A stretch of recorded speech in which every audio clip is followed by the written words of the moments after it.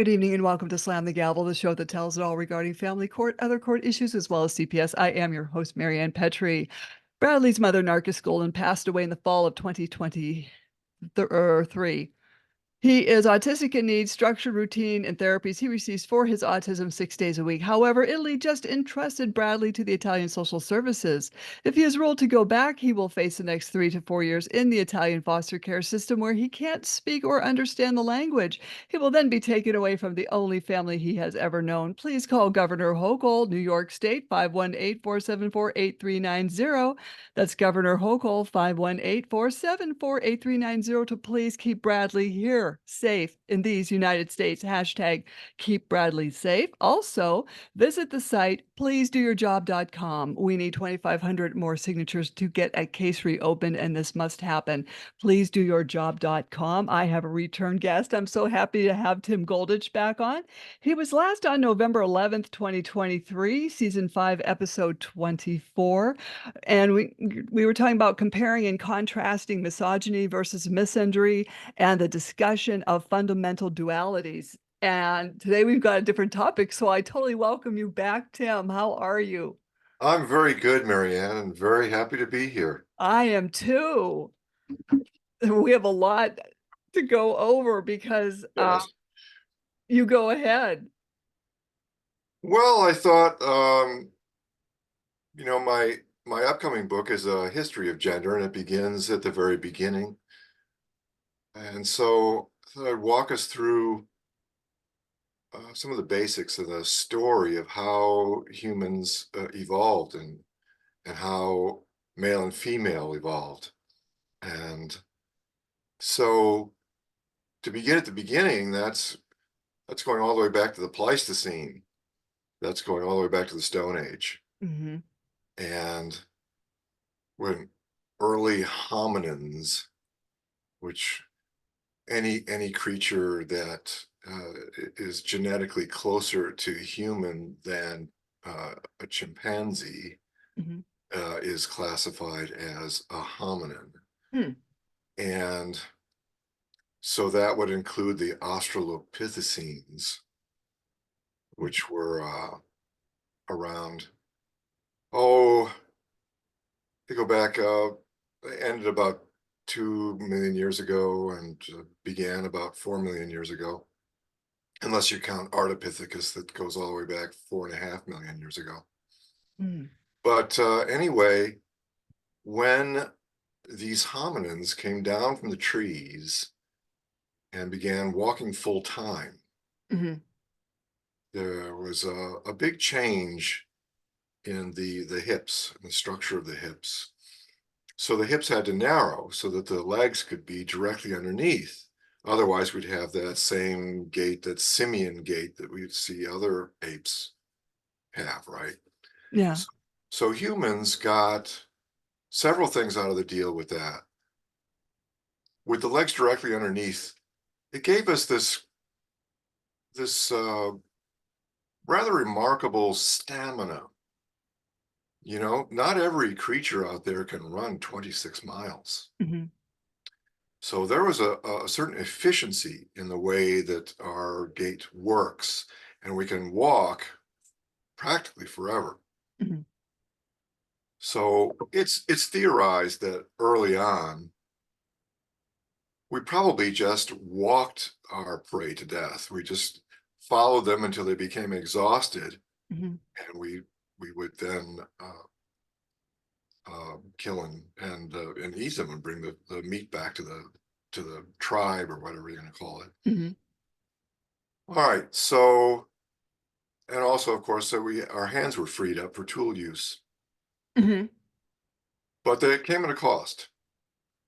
So as the hips narrowed, so did the birth canal. Mm-hmm. All right, and it created something that naturalists know as the obstetric dilemma. That is to say, as the birth canal narrowed and also got kind of twisted in a certain way, Mm-hmm. the consequence was that our offspring had to come out quite prematurely. They had to come out small. They couldn't stay in the womb and develop it because they couldn't get past a certain size or they wouldn't be able to pass through the narrow birth canal. It limited the number of offspring to just one or maybe two at a time. Mhm. And because these offspring came out so kind of prematurely, they were so particularly fragile. So the infant mortality rate was pretty high. Mhm. And as hominins developed their intelligence and the brains grew larger, the babies' heads grew larger. And that's when the real obstetric dilemma occurred.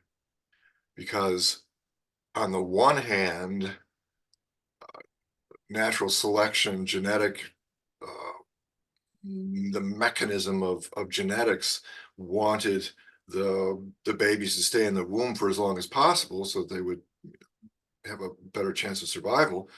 And on the other hand, the longer the baby stayed in the womb, the more dangerous it became for the female that was giving birth.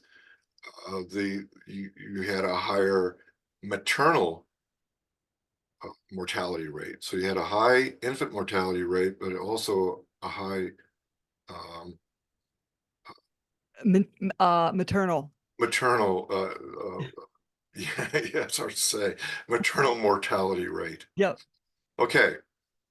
Now, also bear in mind that these early hominins were bright by nature's standards, but they had nothing like human intelligence. They were just apes that happened to walk upright. Mhm. So they had very limited intelligence. They they had a lot of stamina for walking, but they were slow. Mhm. Most any sort of four-legged predator could easily run down one of Mhm. these hominids. And they were small. Australopithecus afarensis was the males were a little under 5 foot on average, and the females were only about 3.5 feet tall. Mhm. And they didn't weigh much. And so, with all this going against them, it's kind of a wonder that these hominins survived at all. And in fact, there's reason to believe that they were, well, not rare, but not common either. You know, there's reasons we can't really know, but it can be presumed just by the fact that we've only found remains of about 300 individuals, despite many, many years, decades of searching for these things. So it probably were quite uncommon. Mhm. Okay, so group survival largely depended on a simple formula. If the rate of offspring equaled or exceeded the rate of attrition, that is, death by any and all causes, Mhm. if the rate of offspring exceeded the rate of attrition, then the band, the species, maintained its numbers and survived. But if the rate of offspring was exceeded by the rate of attrition, then of course the numbers dwindled and the species becomes at risk of extinction. Mhm. So this places a great deal of power, a great deal of innate power within the female, because the female is the limiting factor in reproduction. That Mhm. is to say, the total number of birthing females in your population determines the total number of offspring you can expect to have. Mhm. See, you can double the number of males, you can cut the number of males in half, and it won't make any difference in terms of that equation. You see, Mhm. because the remaining males can easily and quite happily, I should think, impregnate all the remaining females, and you still got the same number of offspring in your next generation. Mhm. So this creates a measure of gynocentrism, where we prioritize female health, safety, and well-being. I'm going to I'm going to read a little quote here from a woman named Elizabeth Hobson. She's a British gender theoretician, and she writes, quote, human beings are a gynocentric species. This means that we prioritize the needs and well-being of women over men. This is an evolved instinct that came about as a result of women being the limiting factor in reproduction. And in small communities that are subsisting, this makes them highly important because they potentially hold the key to whether or not the collective will survive at all. This is why we traditionally send only men to war. This is why we have the women and children first Birkenhead drill. This is why people are more likely to put themselves at risk to save a woman in danger than a man. And it's why we have feminism. Feminism has taken our gynocentrism and weaponized it. Okay. Yeah. So Elizabeth Hobson is essentially an MRA. I prefer the term masculist because it just mirrors the word feminist. Mhm. So I just like to look at it all as mirrors. Mhm. So where a feminist looks at the world and the feminist bias is to see uh, men have the power and women are the victims. In the mirror opposite masculist perspective, uh, everything is women have the power and men are the victims. Okay. Mhm. From a gender equalist standpoint, it all balances out. So, yes, we are gynocentric along the love axis, but we are androcentric along the respect axis. We respect men more. Mhm. Okay, we love men less, but we respect men more, basically because of all the things that men are and all the things that men do in order to compensate for being male, Mhm. compensate for being the sex that does not give birth. Mhm. Okay. All right. So one of nature's ways of ensuring the survival of these hominins, remember all that's stacked against them, Mhm.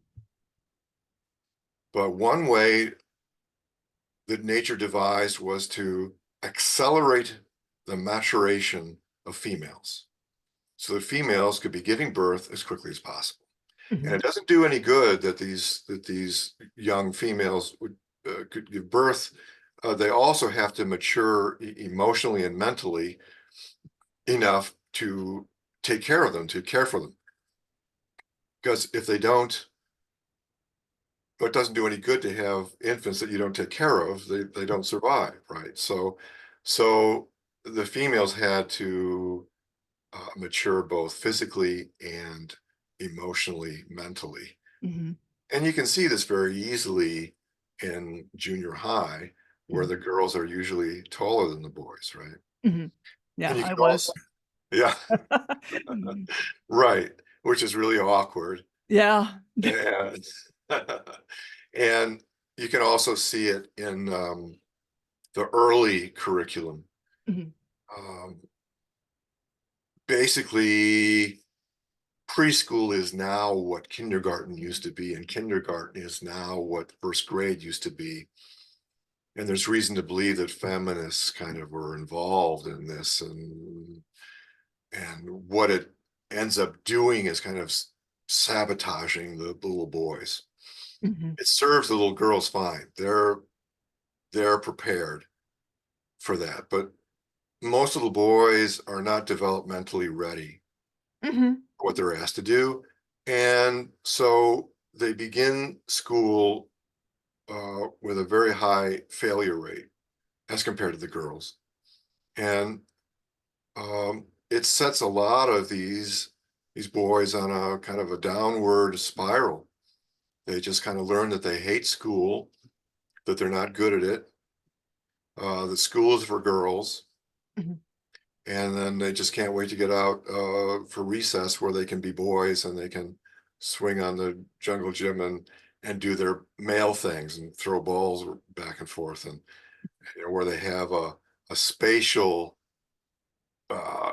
advantage Mhm. that clearly derives from eons of hunting. Mhm. So anyway, that you see how long that story has to be in order to get to why girls mature more quickly than boys. Mhm. Um, and it also explains why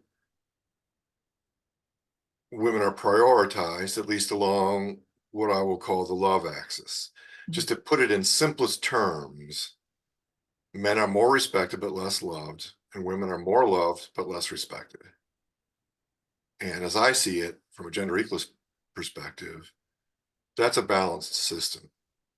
And woman and man were equal partners in creating and ratifying and engaging in and maintaining that gender system. Because out of the deal, each sex got what it wanted most, really. Mhm. And the deal no longer satisfies, but for millennia, it did. Mhm. For many millennia, it basically did work reasonably well. So there was a world of men and there was a world of women, and each held power within their realms. Mhm. And we are not prepared to look at female power.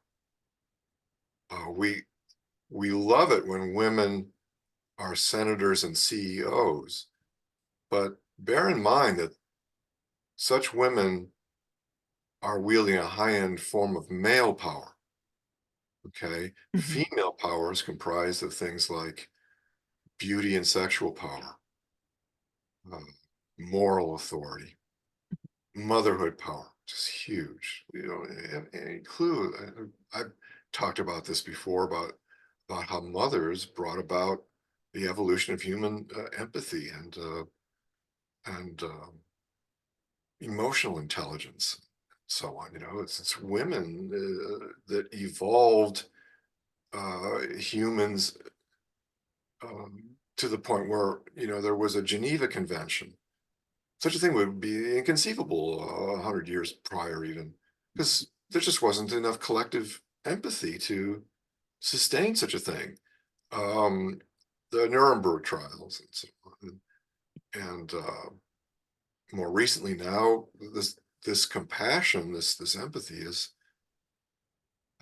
now spread to marginalized human groups that before got no empathy, and now they do. So in the final analysis, I think you can say that women, it's because of women that we have human rights. There was no such thing as human rights 500 years ago. Okay, so what else? There's women have this extraordinarily greater, at least as seen from a male perspective, greater power to elicit empathy for themselves. This is the power that has raised only female concerns to the level of major societal concerns. Great power to inflict shame. This was to shame the would-be hero in a man. Uh, the women are the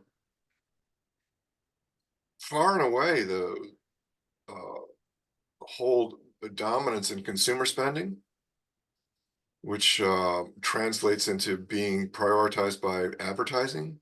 Mhm. Um, what else? Oh, a sort of higher average emotional verbal acuity. You know, Mhm. men often feel like they just don't stand a chance Mhm. in an argument with a woman. There's an old joke I love. I love this joke. It's if a man says something in the forest and there's no woman there to hear him, is he still wrong? Aw. You see, but that gets to how it feels Mhm. from a male perspective. Um, okay. So So I guess that about covers it. Is there more I wanted to say about? Well, do you remember, okay, wait, going back to when you said, we're not prepared to look at the feminine power. Yeah. Do you remember, that movie, A Few Good Men?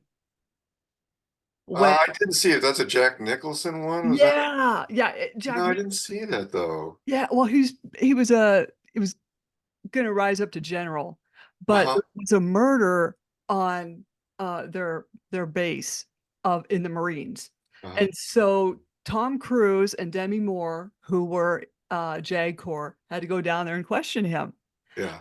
and then, you know, Tom Cruise asked Jack Nicholson some questions and got some answers, "Okay, let's go," and Demi Moore's character said, "Well, wait a minute, he has to answer these questions." So she was asking these questions of Jack Nicholson, Uh-huh. and Tom Cruise's character says, "No, no, you don't." And then Jack Nicholson sits back. He goes, "Oh, yes, you do. She outranks you, Danny." Huh? Interesting. Yeah, and it's like, and then he goes into this spew that's kind of crude, but Does he mean that she outranks him just because she's female? Is that what he meant or what? she did outrank him in the military. Okay. All right. She was higher up. Oh, she was probably in JAG Corps longer than him or something. I don't know.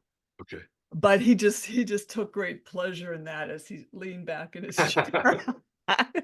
You you have to watch that now. Yeah, yeah.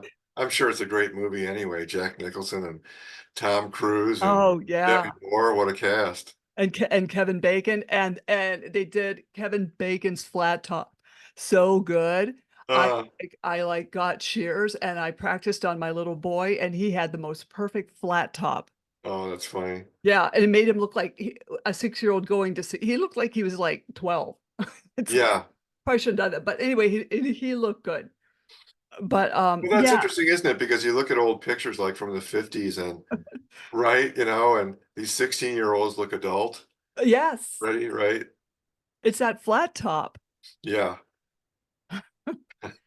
And then, like, you were talking about, the greater power to elicit empathy, Yeah. and then the greater power to shame men. Did you see the movie Doubt? Oh, no. Oh, no, I'm sorry. I'm throwing all I do is sit around and watch movies. But Doubt had Meryl Streep in it, and it had, oh, I can't think of his name, but she played a nun who is not very nice.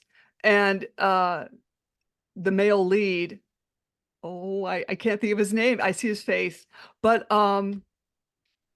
she was trying to get rid of him out of the parish. And so she there was another nun, Amy was played by her, I can't think of her last name. I'm horrible sometimes, but she had said something, but then that was built upon by the older nun, Meryl Streep, who then confronted this priest, and she's making a mountain out of a molehill, but, Uh-huh. it was just horrible because it was, like a false accusation. Yeah. And she had the power to do it because Yeah. she was the head nun. So she went over his head apparently and talked to the bishop or whatever, and they just moved him to another parish. And he did not do anything wrong. He did not do anything wrong. Yeah. But Yeah. Right. So that's a power women have. That's I don't know, it's kind of a presumed innocence power or something. It's some mhm. kind of moral authority. Yeah. Oh, that was Philip Seymour. He was the one who played the priest. Oh, he's great. Yeah, you got to watch this movie. Wow. I would love to see the sparks fly between Oh, there Meryl was. Streep and Philip Yeah. C. Hoffman. That would be amazing. Oh, yeah. Amy Adams, she was the one who was the novice who said something, but it wasn't it shouldn't have been taken out of context, but this is what happens. You know? But go on, I cease to digress. Oh, well, that's all very I was an actor all my young life and yeah, I mean, you get two really great actors together and they're both um They're both ruthless, Hmm. just ruthless, Oh, you know. she was. And and I know Philip C. Hoffman's ruthless, and I I know. know Meryl Streep is ruthless, and so the sparks fly between Mhm. these two actors, right? I mean, it's great stuff. Um, well, we were talking a little bit about Barbie, and Yeah, we were earlier. We were, yeah. well, it's a fascinating gender phenomenon. Um, we kind of forget that it wasn't just that Greta who wrote it; it was also some man who co-wrote it. Hmm. And so, what I sense about Barbie is that it's these two voices Hmm. are there in that movie, and between the two of them, they uh, they managed to have something that everyone can applaud and something that everyone can be offended by. Hmm. And so it pushes everyone's buttons. And I think that's partially why it did so well. Another strong reason is it was marketed to women. And women were just kind of starving for a movie that was marketed to them. You know, we've had all these superhero movies, which are basically male genre. I mean, come on. So yeah, Hmm. you can put a female lead in them. You can create this female character that can do manly things better than any man, Hmm. and uh, but it's still not going to draw a massive female audience. It's not, you know, what do women really care about spaceships and robots and ray guns and, Yeah. you know, come on, realistically, right? Mhm. So you can't draw, you know, a billion women to come see your movie uh, when it's a science fiction kind of movie. You can draw a lot of women, but not the billion women that you need in order to make for the movie to make $1 billion. Hmm. So they fail horribly. But Barbie was marketed for women, But and I thought it was funny. Well, they brought Ken in, and yeah, everyone's called Ken, everyone's called Barbie. So there's like no right, other names, right? yeah, But when they go to the real world, her and Ken, and he's looking around and he saw the policeman on the horses. And he said, "That's the patriarchy, and the horses are the men extenders." Is that how he put it? I can't remember. It was something like that. Horses are. yeah, because he was sort of obsessed with horses, wasn't he? I don't I really love it. remember. Oh, yeah. I mean, of course, I would love that. But, I yeah, it just went from there. But whenever they dressed Barbie back when I was a kid, it was always like country western wear, like cowboy boots and things like that. Yeah, And so it was never, like English boots over there in the corner there. But yeah, so, you know, um, I don't know. I was watching it with my husband, and we were both laughing because there were some, crass, um, verbiage in there that a kid wouldn't it would over the kid's head, you know what I'm uh-huh, saying? sure, Ken was saying, "Well, I wanna get a job at the beach, and you don't want me to go there." So, yeah, right? yeah, And, right. I remember the double entendre was yeah, right. yeah. So, but it just, it was a cute movie and we were talking earlier, and I said, well, one of the last lines before her last line was, the president, I guess, of all the Barbies, the Ken said, "Well, we want some roles in Barbie Dreamland or something." And, and she mentioned judges. And two guys, "Oh, great, great." The one, like, puts his hand on the other guy's shoulder and looked over him and said, "Oh, can we wear robes too?" And I was like, "Oh, man, man. Yeah, yeah, yeah. You're wearing robes, okay." And they're not pink. And it's That's like, funny. "Oh, yeah, right." One of my friends said, "Well, only you and I would catch that because we've been through family court." Sure. I hope other people have caught this, because that's that was a very important line. Uh-huh. At least I was thinking. Yeah. But don't bring horses into it, because that kind of hurts my feelings. You know what I mean? But I thought it was funny how he was calling like he was referring to the horses as patriarchy. Yeah, I don't really, I don't know. Horses are big and strong, I guess you could like that. Hmm. But, but, but girls have always been obsessed with horses more than boys, Oh yeah, yeah, right? You know? So I'm not sure. yeah. Well, my son took riding lessons for like almost 2 to 3 years, and then he kind of quit on that. He wanted to do something else, which was fine. But you know, very few men get involved with horses. I probably shouldn't say that. I'll probably get thrashed for that. Because there are rodeos and there are, Well, yeah, cowboys, tours and you get that yeah. reference. Yeah, sure, that's true. I guess it's either way you want to look at it. But yeah, it's kind of young women, girls have a Hmm. obsession with horses, ponies. Yeah. Yeah, And yeah, and we were talking earlier that guys fall in love faster with women than women do. yeah, yeah. And I was saying that was sad. Well, it only makes sense though, because because women prioritize qualities that would cause us to fall in love. The lovable qualities, innocence, Mhm. agreeableness, vulnerability, a sort of bubbly emotional reveal. All these, all these lovable traits Mhm. are ones that women prioritize, while meanwhile men prioritize the qualities that beget respect, Mhm. stoicism, competence, um, uh, accountability. These are the kinds of things that elicit respect. So, uh, yeah, I mean,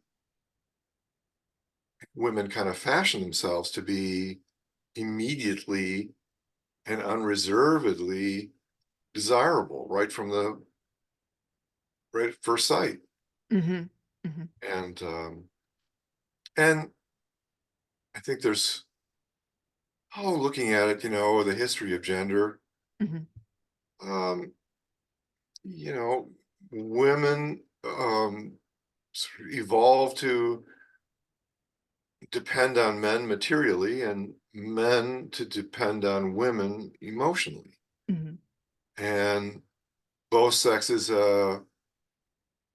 become good at their role, I mean, Mhm. why not? They've been doing it for tens of thousands of years. So of course, women are good at what women do and men are good at what men do. I just wish men would not fall in love faster and quicker.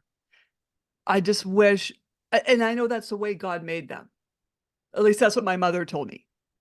But, in any relationship I've been in, the guy has always, liked me quicker. And it's like, everything has to go slow, because then they get hurt. Well, that's right. That's right. And any kind of relationship coach for men will emphasize that. Hang back. Mhm. Don't rush in. Withhold in a sense, be, you know, yeah. Um, Men are so eager Mhm. and needy, as needy as women are to be respected. And you hear the demand constantly, right? Mhm. Respect women. Mhm. Well, as as starving as women are for respect, that's how starved men are for love. Mhm. So yeah, men have to learn to kind of hold back and be cool and not be needy. Mhm. Yeah, and not be so anxious to jump into a relationship. Yeah. Um, And I know that, like, you can get into another podcast where there's, love bombing and things like that, and then that turns into something ugly.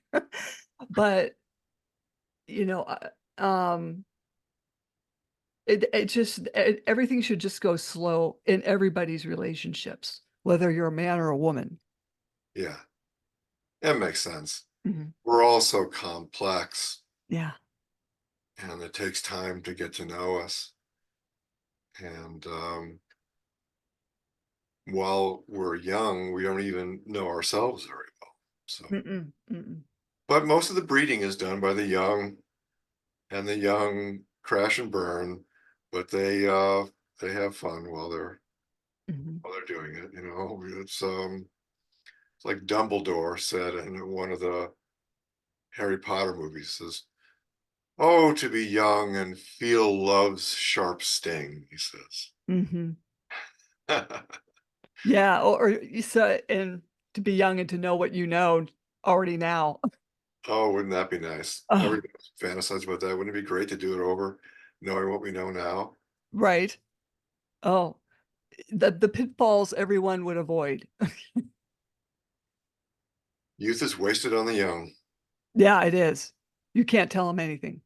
No. Oh, yeah. But it's, this movie, Barbie, was this I thought it was cute, but there was that undertone with the patriarchy, and what I think men don't realize is patriarchy has hurt men as well as women. Well, yeah, I think both sexes, again, looking at it from a gender equalist point of view, where everything's mirrored. Yeah, both sexes, there's this wheel of complicity that goes round and round, whereby man applies a force of influence upon woman, and woman applies a force of influence upon man. And there's accountability in that wheel of complicity.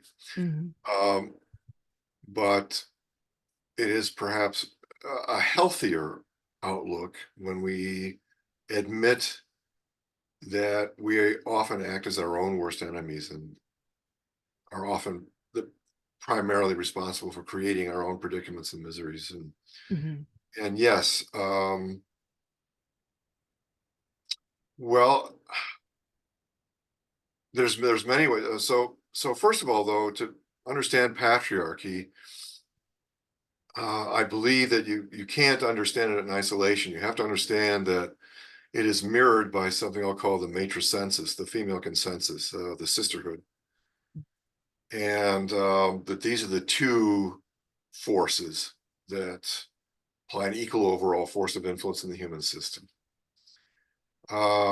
So patriarchy, when understood as this standalone force, this male power that is mhm, the power that has ruled our human world, I believe that this patriarchy, so defined, never existed. So mhm, I would define in its place something I'll call the patramatricensus, the male female consensus, um, when things happened according to male female agreement, mhm, and I'll call it a patramatriarchy as a balance of power. mhm, Um, yeah, I think it's really deeply important to look at gender reality through these sort of this gender equalist terms, so that we're not pitting men and women against each other all the time. right. You know, um, so yes, patriarchy. That's the male hierarchy, Mhm, and it includes not only the men at the top, but also the vast base of the pyramid. mhm, So these are the laborers, the prisoners, the mhm, soldiers, the disenfranchised down at the bottom, mhm, mostly male, the hard hazardous laborers. Um, so as I like to say, throughout history, when woman looked up, she perceived what we now call the glass ceiling, a kind of semi-permeable membrane comprised of things like tradition and gender roles and social conditioning and enculturation and various legal and political structures that always tended to thwart women's rise to the very top. Mm-hmm. But if women look down, however, she might have noticed that she's walking on a kind of glass floor Mm-hmm. comprised of all the same stuff, and that always tended to safeguard her from sinking to the extreme bottom. Mm-hmm. That is to say, prison cells, mine shafts, foxholes, and moreover, one woman's floor has been another man's ceiling. Mm-hmm. So throughout history, when the men at the bottom, the disabled laborers, the stigmatized prisoners, the war-torn soldiers, when all these men down at the bottom, when they looked up, the glass ceiling they experienced was the glass floor women walked upon. Mm-hmm. So I'd like to say for every one CEO, there have been many POWs. Mm-hmm. Men have occupied both extremes, the most and the least enviable positions on earth, the latter in far greater numbers than the former. And meanwhile, women have occupied basically the middle ground.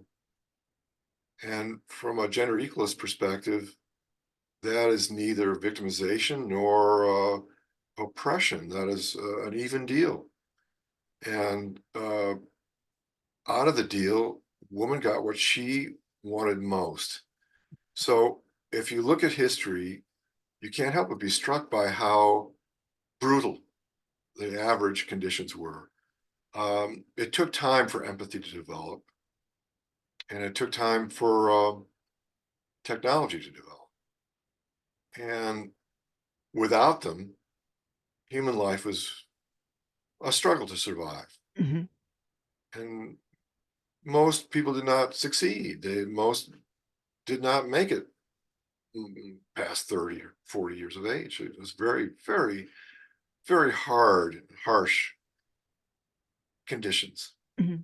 And so woman being smaller and weaker and the bearer nurturer of the young, she top prioritized a relatively soft and safe environment for herself and for her children. And did she get that for free? Well, no.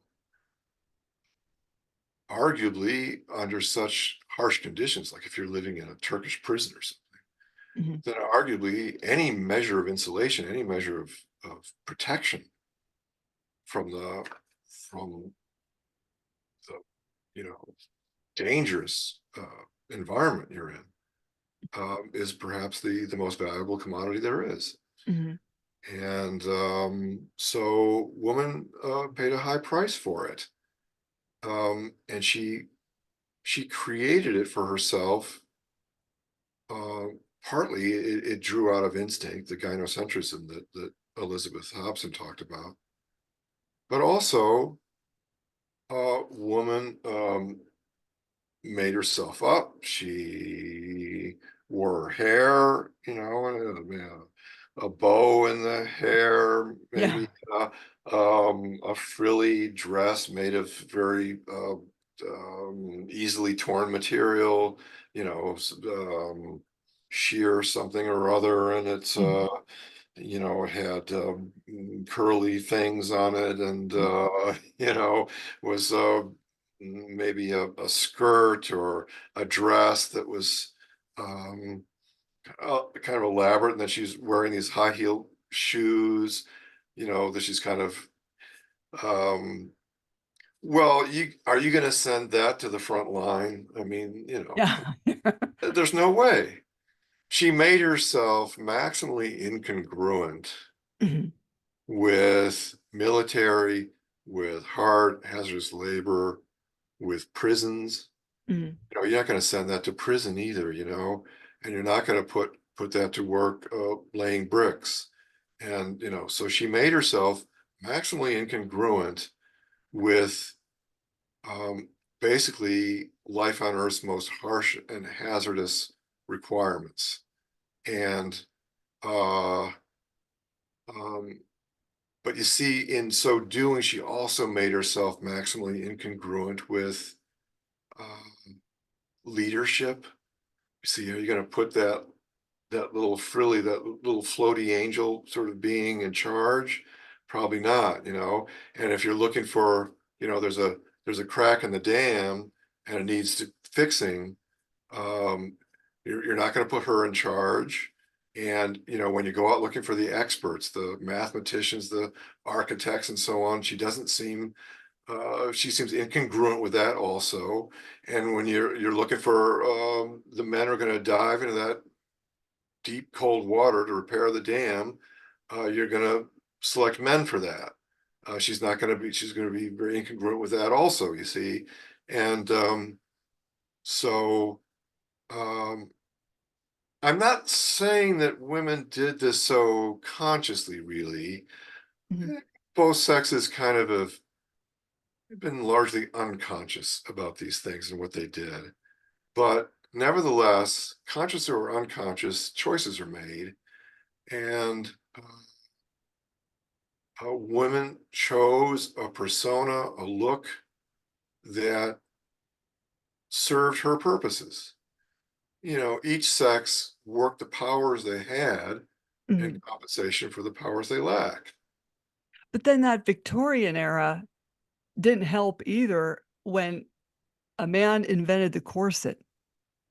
And then remember they Did a wanted. man invent the corset? Yeah. Yeah, Oh, because that makes only there only men sewed. There was a time in the 1800s only men sewed, women weren't even allowed to sew. oh my gosh, yeah. But remember when they wanted the corset to be a wasp waist? I mean, Yeah, a lot of sure. people died this way. Oh my God, yeah, the cinching the thing so tight. Yes, yes. Right, right. And then there was the foot binding in the Eastern, Yeah, right? You know, I know, I know. These things just get out of hand. it did. Um, and then you got these men, you know, they're conditioning the sort of warping or the I don't know what do you call it, but you know, you had these men that would duel to the death over Mhm, things, right? I mean, so that's like valuing your manhood more than you value your life. mhm. And so there's this, so both sexes can go pretty crazy with this stuff. And geez, Yeah. it's great that we no longer are so fixated on gender polarity. Mhm, Um, I think arguably we may be going too far the other way now, but well, historically, the gender system made sense. It was functional. mhm, It was functional in several ways. One, when you're just looking to survive, then men and women really needed to come together as partners that each had their thing. mhm, You know, complementary roles. Um, you know, you're out on some farmhouse in the prairie, and you know you have to rely on each other, and mhm, the woman really needs to cover her bases and the man to cover his, because you need to survive. You know, you need to make sure there's enough food and cans to get you through the winter. mhm, Practical reasons for men and women to divide into their roles and keep the world of men and women separate, because prior to reproductive technologies, if men and women mingled the way they do now, you know, the population would have all these unwanted children and so on. So there mhm, was, you know, there's reasons why we did things the way we did. And it was also in a pre-science world, the world was just chaos. It just, you know, some black death would come through and wipe out a third of the humans. And we mhm. had no clue why or what was going on, you know? Was this witchcraft? Right. Was God punishing us? You know, what was going on? We didn't Mhm, have any idea. So making men and women sort of predictable, mhm, you know, um, added at least an illusion of something you could count on, something that you could predict. Mhm. Men are like this and women are like that. And so it created at least an illusion of some clarity in a world that was so chaotic. Mhm. So, looking back, yeah, it went pretty crazy. Oh, yeah. I mean, geez, oh my God. Don't get me started on widow burning in India. Oh. Oh my God. So, Mhm. yeah, there have been times and places when the gender system gridlocks, Mhm. where the roles are so rigid that it leads to pathology. Mhm. Um, in ancient India, um, women had basically no means of self-support. Mhm. They absolutely had to get a wage earner, and the men could not get sex outside of marriage, Mhm. and they absolutely had to have a woman. So the men were just fixated on earning that family supporting wage, while the women were just fixated on procuring one of those wage earners. Mhm. And Mhm. while there was plenty of men to go around, there were nowhere near enough wage earners to go around. Mhm. And so if a woman managed to get one and marry him and he died, because perhaps he was a warrior, and in my opinion, women said, "You've had your wage earner. Mhm. No way are you going to be allowed another one. Mm. So you have two choices. You can either live the rest of your life in this ascetic, sort of gray world that's minimal and with minimal social contact, so you can't get another man, or you can jump on your husband's funeral pyre Mm. and we will deify you. You see, we will Mhm. glorify you. Will be sati. Ugh. You will be a goddess then, you see. Mhm. Oh, I know. But that's no different than the samurai who sticks a sword in his gut and imagine, doing that, and then he's deified, as a samurai when he commits harikari Mhm. for the cause or for the emperor or whatever it is. Yeah. Yeah, I mean, human history is filled with profound neuroses Mhm. that came from a brutal childhood Mhm. and brutal adult conditions, and um, not much empathy. Geez, torture. They would torture somebody to death. And you're ready for this rationalization? They'd say, well, the searing agony we put them through, it gets them to heaven. Oh. Yeah, imagine. So warped, by today's Yeah. standards. The priests went around in these hair suits that were constantly torturing them, and they would flagellate themselves. Mhm. Just it was just such. We think we got it bad now, but Yeah. It was worse then. it was worse then. It was much worse then. Mhm. Yeah, it really was. Um, a lot of people came to the conclusion that God must be evil. Mm. It was that bad back then. These plagues would go through, Mm. nightmarish. Horrible diseases that would leave Oh, marks on the yeah. skin and everything. Oh my God. It was just so, and helpless against that sort of thing, and total lack of any comprehension of what was Mhm. causing it. So, so people acted out from their misery and Mhm. powerlessness and fear. You know, Right. I mean, even the Great Depression, people that are still around that have lived through that are still talking about that. traumatic. Men jumped out windows. Like, Mhm. yeah, yeah, very traumatic. And right, people who lived through it, they remained very sort of miserly from then on, to Mhm. keeping money stuffed in the mattress, right? Oh, yeah, yeah. Right. So yeah, these traumas have a deep effect on us. Yeah, and that's forever, Yeah. you know? But, you know, thankfully, things are better, and, you know, if, men and women can come together and support each other, Well, I know. that would be nice. Yeah, it's I tragic. This battle of the sexes Yeah. is way out of hand. I mean, there's a certain amount of it is natural just because men and women have differing sexual strategies. So that puts men and women at a certain amount of conflict. Mm.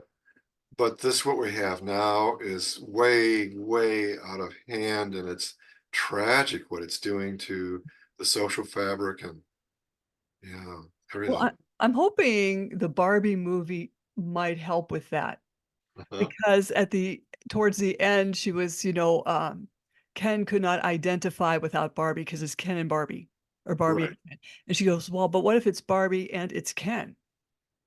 Yeah. Here's your identity, I have my identity, here's your identity, and it's okay. Yes, it is, so long as they come back together at some point. Now, what Right. offended me was she told him, "I do not love you. Go Mm, away.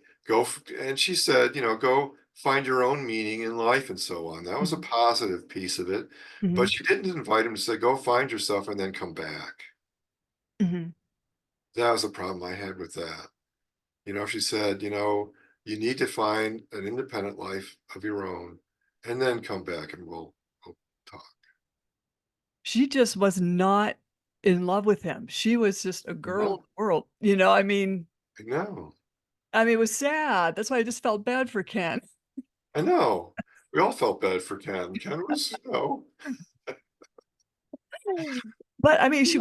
she was honest with him. Oh, she was honest. She was, yeah, that's true. And that movie is just so impossible to pin down. So what was she talking? Did Barbies represent women and Ken represent men? At least in part, that must have been the case. But then also, it seemed like, Barbie was a toy. Mhm. And she was far and away the more important toy. Girls would maybe get a Ken doll Yeah. and throw him around, and because he was not important. He was Oh, not. no. I had G.I. Joe as well. Oh, you did. Oh, yeah, I had Barbie, Ken, couple G.I. Joes. That's So, great. yeah, Skipper, and Uh-huh. so when I played with, we just had scenarios of, all sorts of things. So I included G.I. Joe and Good for you. yeah. Because I think, as far as the toy company was concerned, Ken was just another accessory. He was not important. They were marketing it to girls Mhm. to project onto and dress up, and uh, the feminist aspect of Barbie, which the Barbie movie kind of push, was that you could get any kind of Barbie, right? You could get astronaut Barbie, you could Yeah. get Dr. Barbie, anything, right? And so it was part of that expansion of consciousness around Mm. gender. And so it was hard to say. I mean, as a man, I mean, it's hard to watch if you think of Barbie as woman and Ken as man. When woman says to man, "I don't love you," Mhm. that's painful. Mhm. And you've got males working so hard to gain female attention, and they basically can't, Mhm. because sisterhood is everything. I Mhm. mean, it pushed everybody's buttons. Um, and you can reframe all these things. You can people have been doing that. They'll look at Ken comes back and creating the patriarchy there, Yeah. and The they'll say, Mojo Dojo Casa House. yes, yes, and how fun that looked. It looked great. It looked like good fun, and the sexes were uh, together, and yes, the women were bringing the men drinks and such, Yeah. serving, but also the males were performing on behalf of the female. They're Mhm. playing their guitar and singing to the, For 7 hours. yeah, 7 hours. So again, it's baffling. So what is the movie saying? And I don't think it's saying anything. I think that's the key to it. Yeah. It's saying everything, and by saying everything, it says nothing, and therefore you can just project whatever you want into it.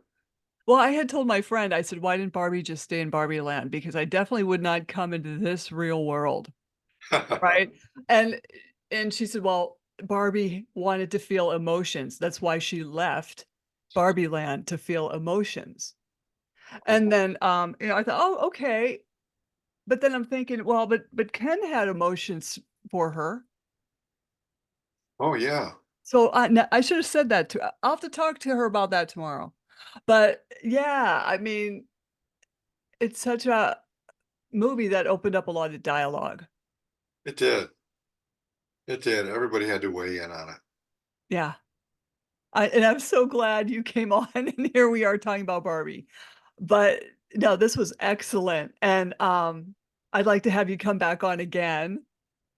And Sure. how can people reach you if they have any questions? Well, my email has changed now Oh, because Hotmail is no longer being supported, so you just can't really use it. So unfortunately, I have to give up an email address that I've had since the dawn of email. mhm. But my new email address is TA, that's Timothy Austin, TA Goldich, Goldich. So TAGOLDICH 99 at gmail.com. Okay. I'll put that in the podcast notes. Great. But don't jump off, okay?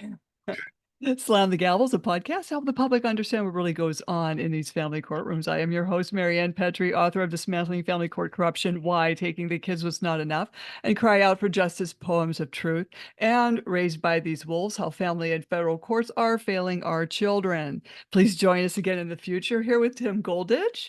And you can find me on Spotify, YouTube, Apple, iTunes, Anchor FM, iHeartRadio, and other platforms I don't know about, but feel free to buy me a coffee to keep this podcast going. Thank you so much, Tim. Thank you, Marianne. Always a pleasure. Definitely. Thank you.